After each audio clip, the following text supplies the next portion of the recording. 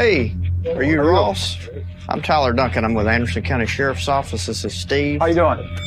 This is Ross Vilardi, and for the last 8 years he and his wife Amy have been living with a terrifying secret that these detectives are about to expose. I got assigned the case about the homicide that happened in Pendleton in 2015. We'd like to talk to you. Amy's parents Mike and Kathy, as well as Amy's grandmothers Barbara and Violet, were brutally murdered inside their own home in 2015, leaving police with the grim task of solving, but unbeknownst to everyone, Ross and as family members, we want answers. Amy were the killers all along. We're not here because we think you did it or you might have did it. We know you did it. It's piling up, Ross. You don't want to roll the dice on this, I'm telling you. On November 1st, 2015, Mike and Kathy Scott, alongside their mothers Barbara and Violet, were found brutally murdered in their trailer home. Everyone was found with similar injuries: a slashed throat and a gunshot wound to the head made after they died. They were also found with knife wounds on their hands, indicating that each victim had tried to fight back before being killed. There were even bloody handprints on the doors and walls, showing that someone had even tried to escape after they'd been stabbed. The terrifying scene inside the trailer home would go completely unnoticed for the entire day, until, according to Amy, she went to check up on her parents and found them lying dead inside their home. And at around 12:30 that day, Amy decided to call 911. 911, what's the location of your emergency? Oh my God! I need somebody out here. What's going on? Oh God! There's four people. In my mama's house, and Who are these people that are in the house?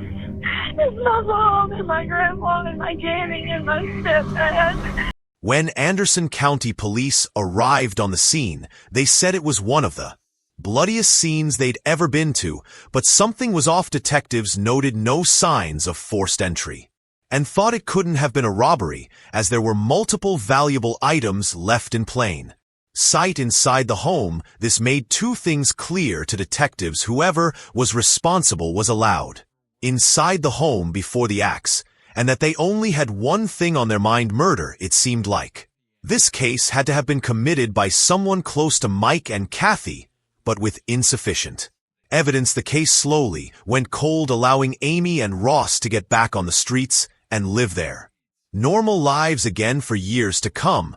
But police always had their suspicions about this case and were never comfortable letting it stagnate. Amy's Facebook page showed that she constantly had fights with Kathy and Mike over her children, often calling them narcissistic, emotionally abusive, and disrespectful. What's most disturbing was a video of Ross and Kathy's fighting found on Amy's page, where Ross says something that would come back to haunt him forever. Why don't you let Grandma come out here real quick? I don't think your grandma wants to deal with this trash. I showed you stop. Yep, see ya. Oh, In addition to this eerie statement from Ross, police found something that seems damning.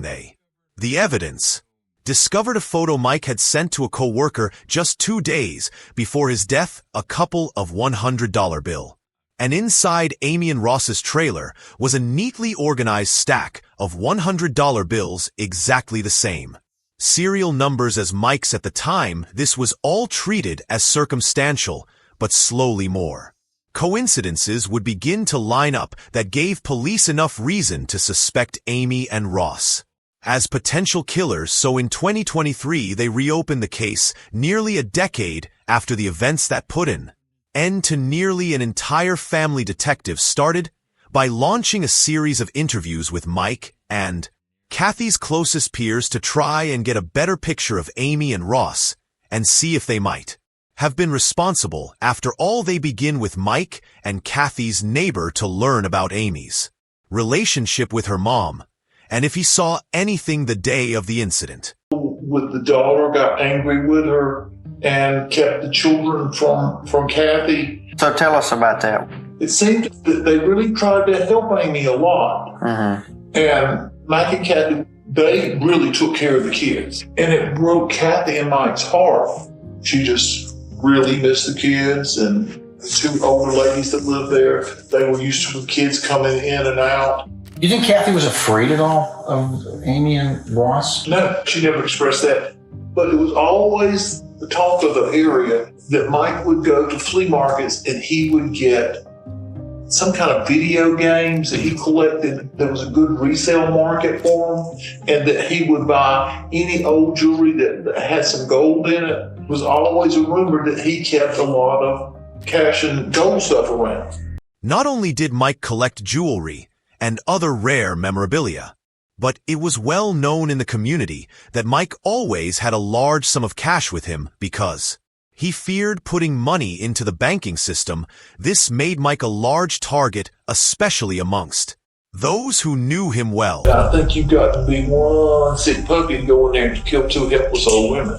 The thoughts that somebody came in and killed those people, I still have nightmares about that. This tells detectives that the murder could have been done for financial reasons, especially since this fact wasn't a secret at all. Couple this with the fact that Mike's money was currently sitting safely inside Ross and Amy's safe at home. A picture is starting to form of what might have actually happened that night, but still nothing is certain at all. And police next head to Roxy Vors, an ex-employee of Amen Ross's who worked at their pet grooming business during the months leading up to the crime. Roxy had spoken to Amy almost every day for months before the incident, so if anyone had some information to give, it'd be her. And they were exactly right. What they found was so sinister it blew the case wide open. I had made a joke and said, do you want me to It was a joke at the time. Right. Then later I was like, holy, I'm glad I didn't say yeah. It's Amy, right? What was your job there? A bather. And I was learning in the process of grooming. When you worked for the shop, you said they were just getting started, so they weren't very successful yet. They appeared that they were fine. Okay. But then I would hear arguments of them, and a lot of it was money related. When I started working for her, I seen Kathy and Mike at the grooming shop. I was in the back grooming, so I didn't hear everything that was going on, but it was something to do with money. Okay. Throughout working there, she'd always tell me about how she was treated growing up and all of that. What kind of stuff would she say about how she was treated? She told me that she was always a daddy's girl, and she said her dad he was working on a car and it crushed him, and he was placed in the hospital. And her mom decided to pull the plug. She always hated her mom for that. Detectives learned that their grooming business wasn't as successful as they claimed it was. Based on bank records collected by police, Amen Ross's proven income in 2013 was $25,622. However, in 2014, Ross spent $14,200 on a Ram truck, $5,700 on a Mustang, $110,000 on a Harley Flex, and another $5,000 on a Harley XL, close to $35,000 on luxury purchases, but an income of just $25,000. With these poor financial decisions, the couple needed money, and they needed it badly. In 2014, their business fell short, making just over $33,000 for the entire year. Things were bad, and they were on the brink of bankruptcy. So when the cops found $67,000 in cash hidden in their home, they knew something seriously strange was going on. Ross claims that he'd been saving the money for years, but detectives don't buy it at all. They're certain that at a minimum Ross and Amy had to have stolen from the house on the day of the murders, but to some extent this was all known about 8 years ago, and it's still all circumstantial. For all the cops knew, Amy could have noticed the dead bodies in the trailer and grabbed the cash out of desperation before calling the police, so there had to be something that set this investigation apart from the one back in 2015. However, this case would take a complete 180 after detectives would find their most blatant, crucial piece of evidence. Yet when going through all the CCTV cameras throughout the town on the day of the murders, police found footage of Ross walking out of a gas station that night. Nothing is suspect at first until you look a little closer. The shoes He's wearing our A6 Gel Speedstar. 5's a model whose sole design just so happens to perfectly match the bloody footprints that were found inside the trailer. This claim was even confirmed by the shoe company themselves, and the pattern is unique to this specific model, making it clear to detectives that Ross Vilardi is a cold-blooded killer. All the evidence had come together. The abundance of cash in Ross and Amy's home, Mike's $100 bills in Ross's safe, identical shoes to the killer, and an ugly past with Mike and Kathy. Police now believe they have everything they need to charge Ross and Amy with the murders, so on December 11th, 2023, they decided to confront Ross and Amy at their new home to finally uncover the truth about that night once and for. Hey, are you Ross? I'm Tyler Duncan. I'm with Anderson County Sheriff's Office. This is Steve. How you doing? How's it going? I got assigned the case about the homicide that happened in Pendleton in 2015. Okay. Is Amy here? Sure. So since she's the one that called 911, I think you were there also. We'd like to talk to you. If you want to come on out, we'll talk to you and then we can talk to her. Can you describe, I guess, your relationship with Mike and Kathy? I had a good relationship with Kathy. My relationship with Mike was really great, actually. It kind of turned sideways a little bit July 4th. So I think y'all had got married that year, is that right? Correct. In 2015? Yes, October 24th. The 24th. That would have been, what, about a week or so before? Yep. The last time that I saw Mike and Kathy was before Amy and I left to come down that Halloween. We had just gotten back from my mom and dad's. She went to knock on the back door, but the back door kind of just like was already cracked open or something like that. And that's when she apparently found the scene that she found. She went bolting back out of the house. I think she called 911 before she called me, if I remember correctly. So you didn't go over to the other trailer? No. Or to Mike and Kathy's trailer? Correct. I never went in that trailer that day. So after you last seen them, you never went in their place again? Correct.